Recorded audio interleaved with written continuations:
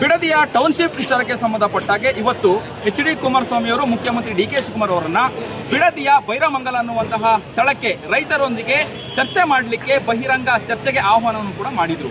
ಅಂತಿಮವಾಗಿ ಸುಮಾರು 4 ಗಂಟೆಗಳ ಕಾಲ ಎಚ್.ಡಿ. ಕುಮಾರಸ್ವಾಮಿ ಅವರು ಬೈರಮಂಗಲ ಅನ್ನುವಂತಹ ಸರ್ಕಲ್ನಲ್ಲಿ ಕಳೆದ 475 ದಿನಗಳಿಂದ ಹೋರಾಟ ನಡೆಸಿದಂತಹ ರೈತರು ಹೋರಾಟ ನಡೆಸುವ ಸ್ಥಳದಲ್ಲಿ ಇದ್ದರು. ರೈತರ ಅಭಿಪ್ರಾಯವನ್ನು ಕೂಡ ಪಡ್ಕೊಂಡ್ರು ಒಂದು ಕಡೆ. ಇನ್ನೊಂದು ಕಡೆ ಡಿ.ಕೆ. ಶಿವಕುಮಾರ್ ಅವರ ಪರವಾಗಿ ಇರುವಂತಹ ಒಂದಷ್ಟು ಜನ ರೈತರು ಕೂಡ ಇಲ್ಲಿದ್ದಂತಹ ಒಂದಷ್ಟು ಕೂಗಳಿತ ದೂರದಲ್ಲಿದ್ದಂತಹ ಒಂದು 200 ಮೀಟರ್ ದೂರದಲ್ಲೂ ಕೂಡ ಅವರು ಸಭೆಗಳನ್ನು ಕೂಡ ಮಾಡಿದರು. ಕುಮಾರಸ್ವಾಮಿ ಅವರು ಬರುವಂಥದ್ದನ್ನು ತಡಿಲಿಕ್ಕೆ ಪ್ರಯತ್ನ ಮಾಡಿದರು. ಅವರ ವಾಹನವನ್ನು ತಡೆಗಟ್ಟಲಿಕ್ಕೆ ಪ್ರಯತ್ನವನ್ನು ಕೂಡ ಮಾಡಿದರು. ಅಂತಿಮವಾಗಿ ಇವತ್ತು ಡಿ.ಕೆ. ಶಿವಕುಮಾರ್ ಅವರನ್ನು ಆಹ್ವಾನ ಮಾಡಿದಂತಹ ಬೈರಮಂಗಲದ ಸ್ಥಳಕ್ಕೆ ಖುದ್ದು ಕುಮಾರಸ್ವಾಮಿ ಅವರು ಕೂಡ ಭೇಟಿ ನೀಡಿ ರೈತರ ಸಮಸ್ಯೆಗಳಾಗಿರ್ಬೋದು, ರೈತರ ಅಭಿಪ್ರಾಯವನ್ನು ಕೂಡ ಪಡ್ಕೊಂಡ್ರು. ಮುಖ್ಯಮಂತ್ರಿ ಡಿ.ಕೆ. ಶಿವಕುಮಾರ್ ಅವರು ಬರಲಿಲ್ಲ ಅನ್ನುವಂತಹ ಒಂದಷ್ಟು ಆಕ್ರೋಶಗಳನ್ನು ಕೂಡ ಹೊರಹಾಕಿದ್ರು. ಹಾಗಾಗಿ ಇವತ್ತು ಒಂದು ರೀತಿಯಾಗಿ ಬಿಡದಿಯ ಟೌನ್ಶಿಪ್ ವಿಚಾರವಾಗಿ JDS ಹಾಗೂ ಕಾಂಗ್ರೆಸ್ ಕಾರ್ಯಕರ್ತರ ನಡುವೆ ಒಂದು ರೀತಿಯಾದಂತಹ ಒಂದು ಜಟಾಪಟಿ ಫೈಟ್ ಹೈಡ್ರಾಮಾ ಅಂತಲೇ ಅನ್ಬೋದು. ಇದೆಲ್ಲದಕ್ಕೂ ಕೂಡ ಕಾರಣ ಆಯಿತು. ಮಧ್ಯದಲ್ಲಿ ಮಳೆಯೂ ಕೂಡ ಬಂತು. ಮಳೆಯ ನಡುವೆಯೂ ಕೂಡ ಒಂದು ಅರ್ಧ ಗಂಟೆ ಕಾಲ ಮಳೆ ಬಂತು. ಆ ಮಳೆಯಲ್ಲೂ ಕೂಡ ರೈತರು ಕೂಡ ಭಾಗವಹಿಸಿ ಕುಮಾರಸ್ವಾಮಿ ಅವರ ಭಾಷಣವನ್ನು ಕೂಡ ಕೇಳಿದರು. ಅಂತಿಮವಾಗಿ ಕುಮಾರಸ್ವಾಮಿ ಅವರು ಭಾಷಣದ ಪ್ರಥಮದಲ್ಲೇ ಹೇಳಿದರು, ಡಿ.ಕೆ. ಶಿವಕುಮಾರ್ ಅವರು ಈ ಒಂದು ಬಹಿರಂಗ ಚರ್ಚೆಗೆ ಬರಲ್ಲ, ನಮಗೆ ಗೊತ್ತು ಅನ್ನುವಂಥ ಮಾತುಗಳನ್ನು ಕೂಡ ಹೇಳಿದರು. ಹಾಗಾಗಿ ಬಿಡದಿಯ ಟೌನ್ಶಿಪ್ ಗದ್ದಲ ಏನಿದೆ, ಈ ಗದ್ದಲ, ಈ ಗೊಂದಲ ಯಾವಾಗ ನಿವಾರಣೆ ಆಗುತ್ತೆ, ಬಿಡದಿ ಟೌನ್ಶಿಪ್ ಈ ಒಂದು ಬಿಡದಿಯಲ್ಲಿ ಟೌನ್ಶಿಪ್ ನಿರ್ಮಾಣ ಮಾಡಲಿಕ್ಕೆ ರೈತರು ಜಮೀನನ್ನು ಕೊಡ್ತಾರಾ ಕೊಡಲ್ವಾ ಅನ್ನುವಂಥ ಒಂದಷ್ಟು ಗೊಂದಲಗಳಿದೆ.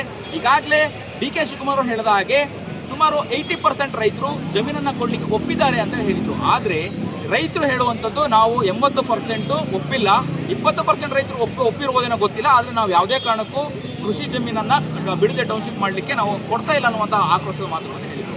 ಅಂತಿಮವಾಗಿ ಇವತ್ತು 2 ಪತ್ರಗಳು ಡಿ.ಕೆ. ಶಿವಕುಮಾರ್ ಅವರು ಒಂದು ಪತ್ರವನ್ನು ಬರೆದಿದ್ದರು, ವಿಧಾನಸೌಧಕ್ಕೆ ಬನ್ನಿ ಅಂತ ಹೇಳಿ. ಅದಕ್ಕೆ ಪ್ರತಿಯಾಗಿ ಕುಮಾರಸ್ವಾಮಿ ಅವರು ಇನ್ನೊಂದು ಪತ್ರವನ್ನು ಬರೆದಿದ್ದು, ಬೇಡ, ಬಾಧಿತ ಸ್ಥಳದಲ್ಲಿ ಬಿಡದಿಯ ಬೈಲಮಂಗಲ ಅನ್ನೋ ಸ್ಥಳಕ್ಕೆ ನೀವು ಬನ್ನಿ ಅನ್ನುವಂತಹ ಒಂದು ಪತ್ರವನ್ನು ಬರೆದಿದ್ರು. ಹಾಗಾಗಿ ಬೈರಮಂಗಲ ಅನ್ನುವಂಥ ಸ್ಥಳಕ್ಕೆ 4 ಗಂಟೆಗಳ ಕಾಲ ಕಾದು ಕುಮಾರಸ್ವಾಮಿ ಅವರು ಕಾದ ನಂತರದಲ್ಲಿ ಹೊರಟು ಹೋಗಿರುವಂಥದ್ದು.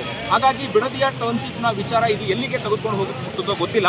ಈಗಾಗಲೇ ರೈತರ ಆಕ್ರೋಶ ನಾವು ಬಿಡದಿ ಟೌನ್ಶಿಪ್ಗೆ ನಾವು ಜಮೀನನ್ನು ಕೊಡಲ್ಲ ಅನ್ನುವಂಥದ್ದನ್ನು ವ್ಯಕ್ತಪಡಿಸ್ತಾ ಇದ್ದಾರೆ. ಕಾದು ನೋಡಬೇಕು ಈ ಒಂದು ಬಿಡದಿ ಟೌನ್ಶಿಪ್ ಎಲ್ಲಿಗೆ ಹೋಗಿ ಮುಟ್ಟುತ್ತೆ ಅನ್ನುವಂಥದ್ದನ್ನು ಕಾದು ನೋಡಬೇಕಾಗಿದೆ. ಕ್ಯಾಮ್ರಾ ಪರ್ಸನ್ ಮಂಜುನಾಥ್ ಜೊತೆ ಅಭಿಜಿತ್ ಗಣೇಶ್, ಪ್ರತಿಧ್ವನಿ ನ್ಯೂಸ್.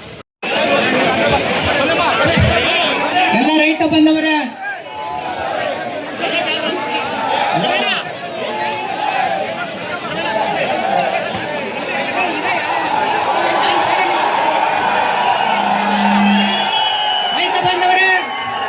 ಈಗ ತಾನೇ ಕುಮಾರಣ್ಣ ಬಂದಿದ್ದಾರೆ, ವೇದಿಕೆ ಮೇಲೆ ಬರ್ತಾರೆ, ರೈತರು ಉದ್ದೇಶಿಸಿ ಮಾತಾಡ್ತಾರೆ. ದಯವಿಟ್ಟು ಯಾರು ಕೂಡ ಗಾಬರಿ ಆಗಬಾರ್ದು, ಶಾಂತಿಯುತವಾಗಿರ್ಬೇಕು.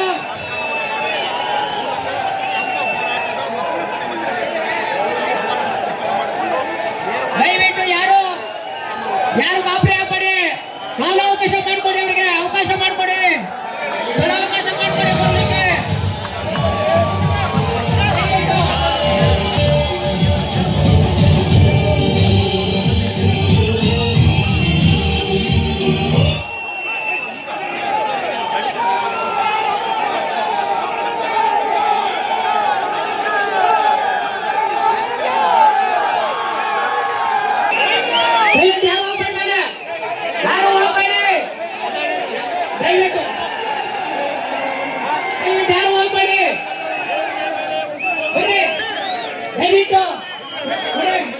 ಎಲ್ಲ ಕಳಿಸಿದ್ರ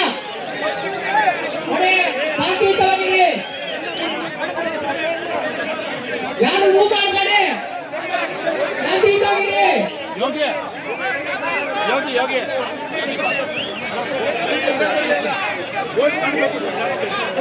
ದಯವಿಟ್ಟು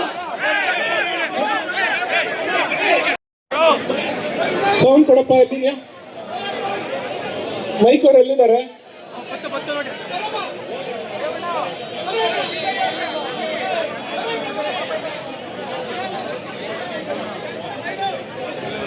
ರೈತ ಗೀತೆ ಇದೆಯಲ್ಲ. ಬಂದವರೇ,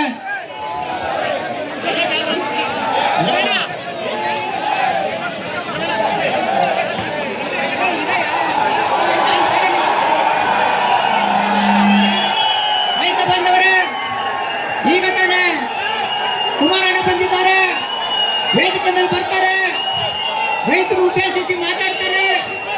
ದಯವಿಟ್ಟು ಹೆಚ್ಚಿನ ವಿಡಿಯೋಗಳಿಗೆ ಪ್ರತಿಧ್ವನಿ ಯೂಟ್ಯೂಬ್ ಚಾನೆಲ್ ಸಬ್ಸ್ಕ್ರೈಬ್ ಮಾಡಿ, ಬೆಲ್ ಐಕಾನ್ ಕ್ಲಿಕ್ ಮಾಡಿ.